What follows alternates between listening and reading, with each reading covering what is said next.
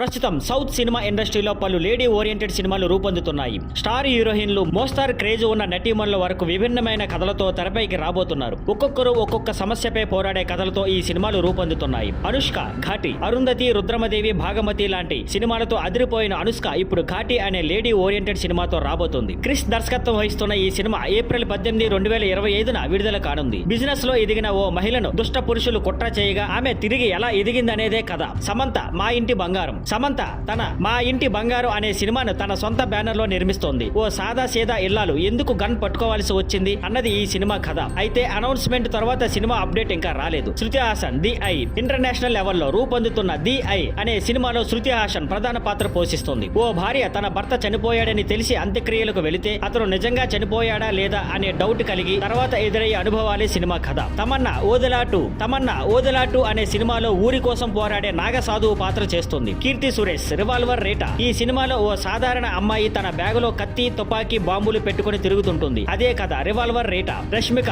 The girlfriend and Rainbow. The girlfriend ప్రేమలో పడకూడదని అనుకుంటూ చివరకు ప్రేమలో పడే ఓ స్టూడెంట్ కథ. Rainbow female centric movie. Anupama Paradha. ఊరి సాంప్రదాయాలు, కట్టుబాట్లు, ఆచారాల కోసం ఓ అమ్మాయి చేసే పోరాటం ఇదే పరదా సినిమా కథ. లావణ్య త్రిపాఠి సతీ లీలావతి. మెగా కోడలు లావణ్య త్రిపాఠి ప్రధాన పాత్రలో సతీ లీలావతి రూపొందుతోంది. అయితే ఈ సినిమా జానర్ ఇంకా రివీల్ చేయలేదు. అను ఎమాన్యుయల్. Boomerang. ఓ యువతి సైకో కిల్లర్ నుంచి ఎలా తప్పించుకుంది అన్నదే బూమ్ రాంగ్ కథ. వరలక్ష్మి శరత్ కుమార్ నారి. ఈ సినిమాలో మహిళల సమస్యలు, సమాజంలో వారికి జరుగుతున్న అన్యాయాలపై పోరాటం ప్రధానంగా ఉంటుంది. సీనియర్ నటి ఆమెని లీడ్ రోల్ చేస్తోంది. ఇవే కాదు ఇంకా చాలా లేడీ ఓరియంటెడ్ సినిమాలు సౌత్ ఇండస్ట్రీలో సెట్స్ పై ఉన్నాయి. వచ్చే రోజుల్లో నటీమణుల సత్తా మరింత పెరగనుంది.